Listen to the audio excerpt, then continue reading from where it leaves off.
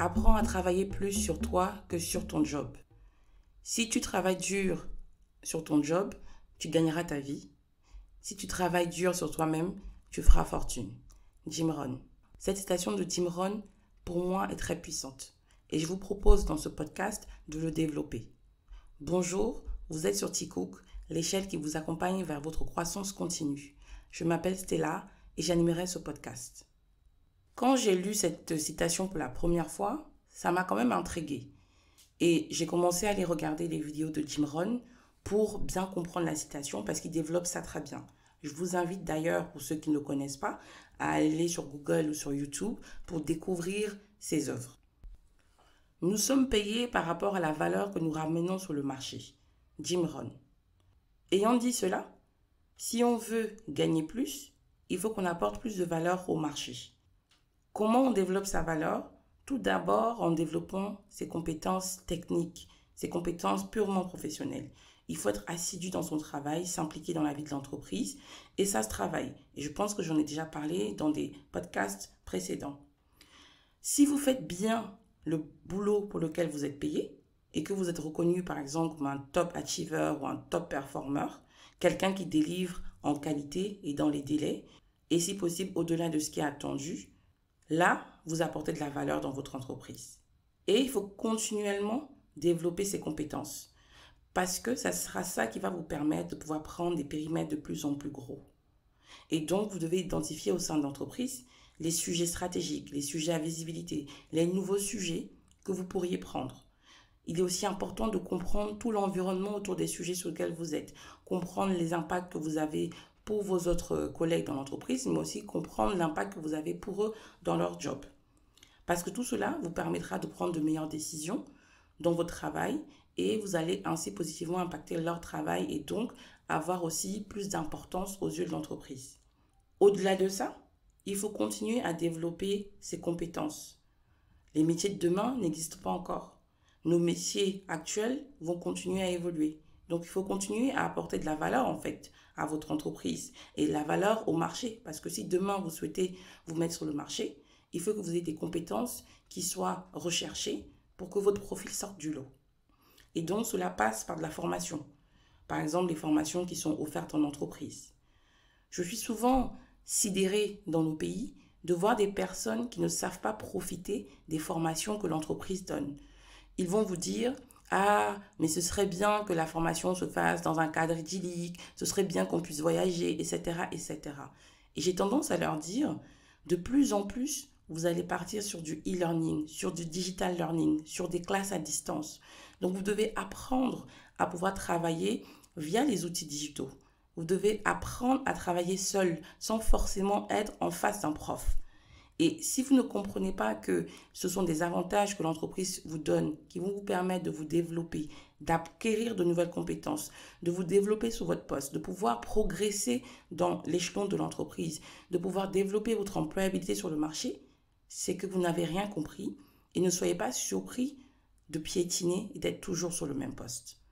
Les formations sont là, pas pour être des temps de récréation, mais vraiment des moments où vous devez apprendre, poser des questions, capitaliser sur de nouvelles choses.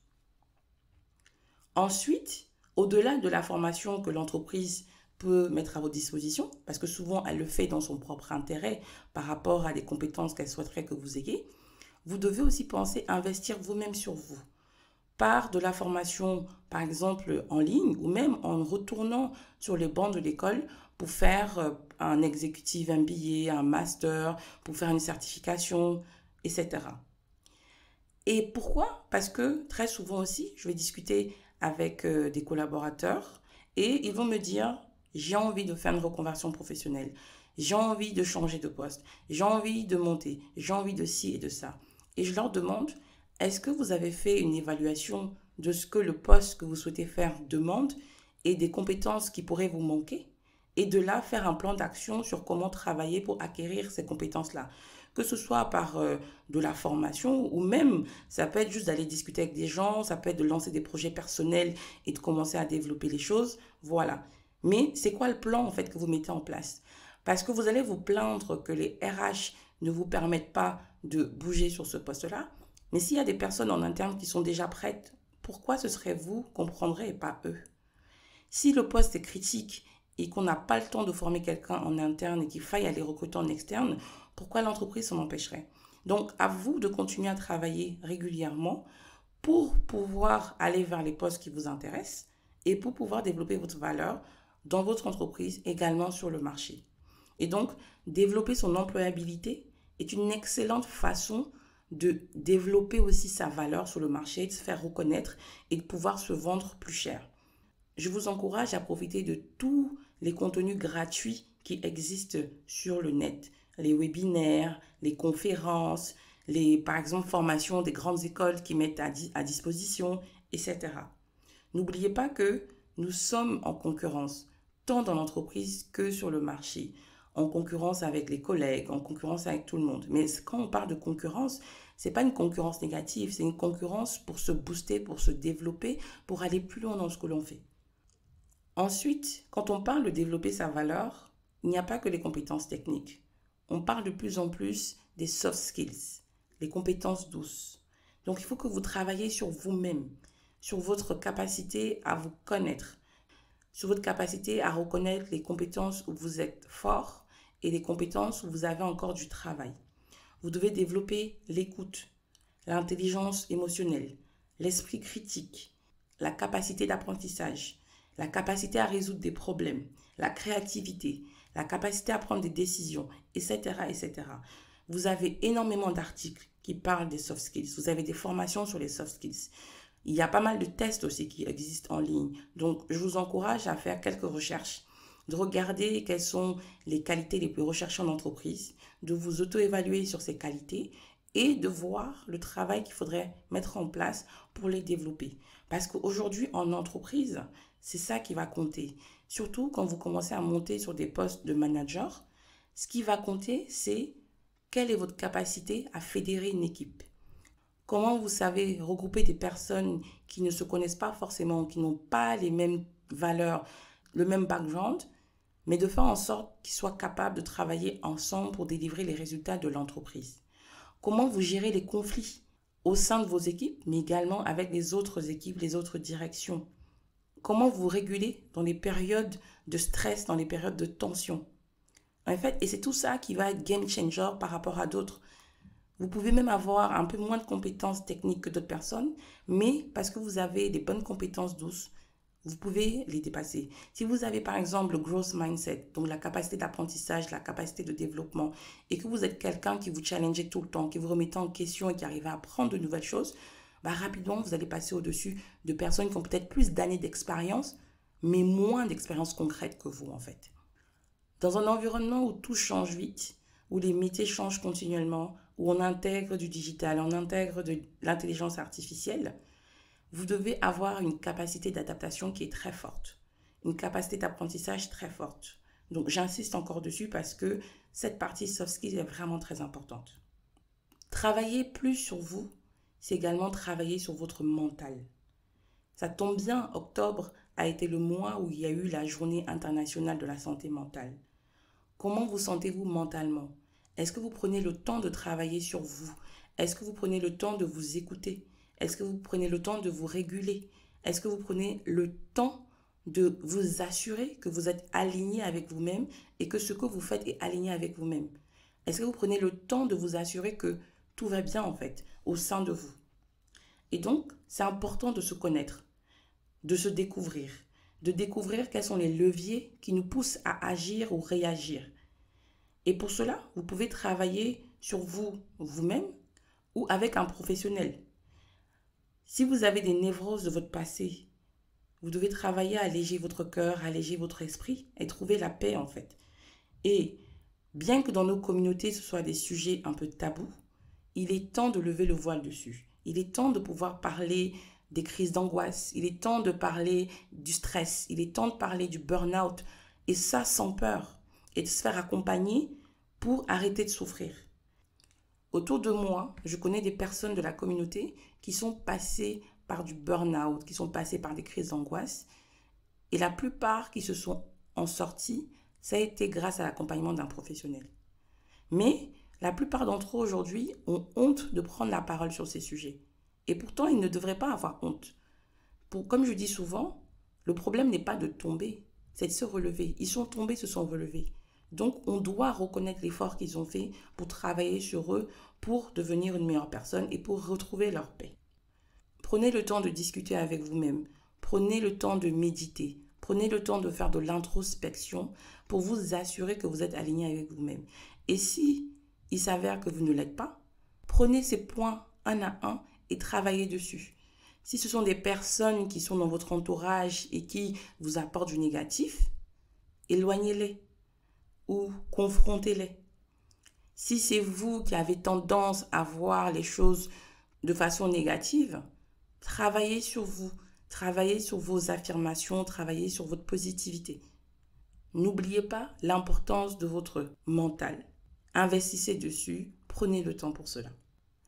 Une richesse importante pour chaque être humain est la santé. Vous connaissez l'expression « un esprit sain dans un corps sain ».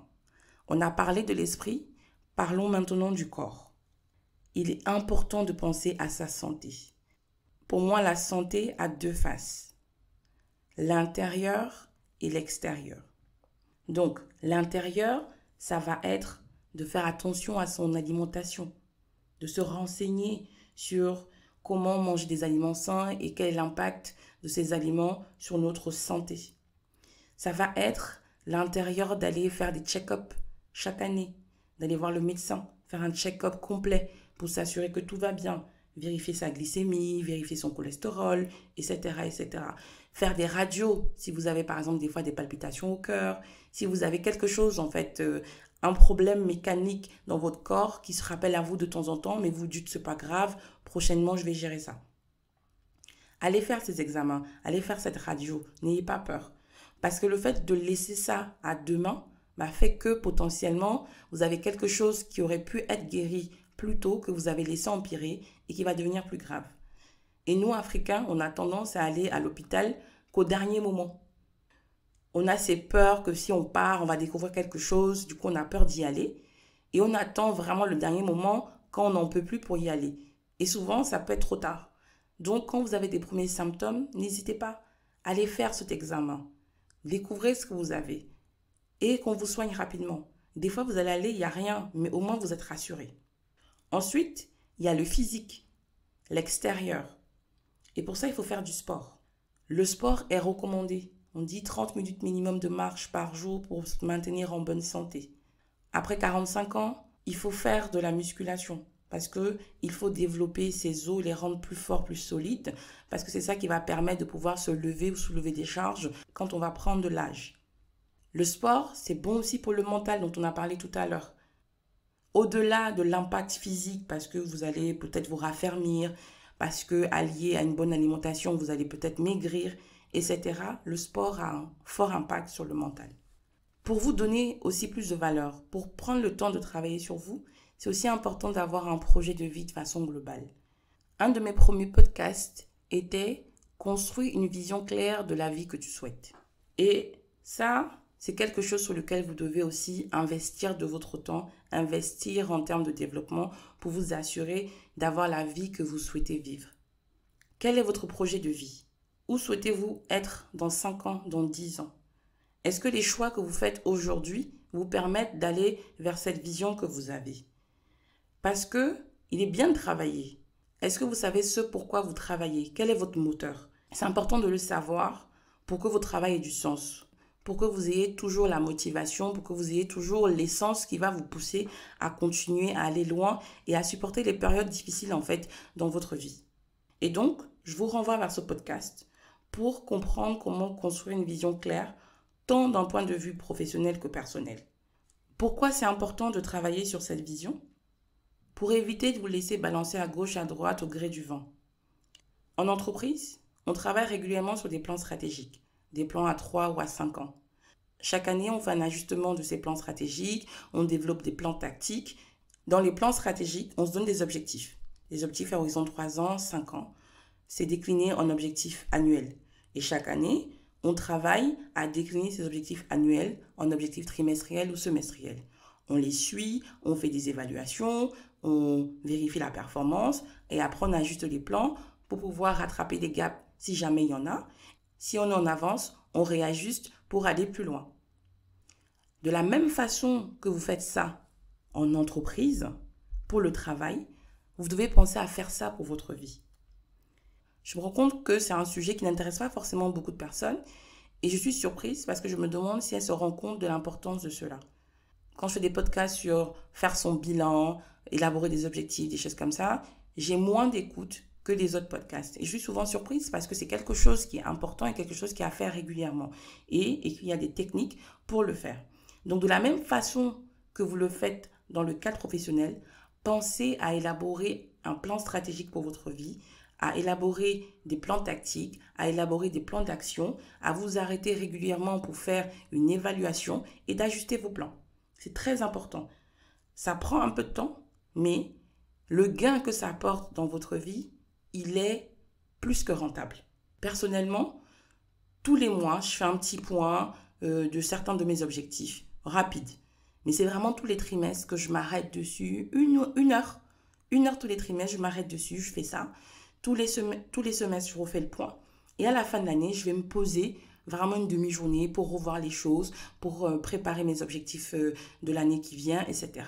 Et dans l'année, je suis ça. Donc, je fais attention après aux opportunités qui viennent à moi. Je fais attention aux décisions que je prends. Je fais attention après à beaucoup de choses par rapport à ce plan et cette vision que j'ai de la vie que je veux. Donc, pour conclure, je reviens sur cette citation de Jim Rohn. Si tu travailles dur sur ton job, tu pourras gagner ta vie. Si tu travailles dur sur toi, tu pourras faire fortune. Donc, je vous demande, est-ce que vous souhaitez juste gagner votre vie ou est-ce que vous souhaitez faire fortune?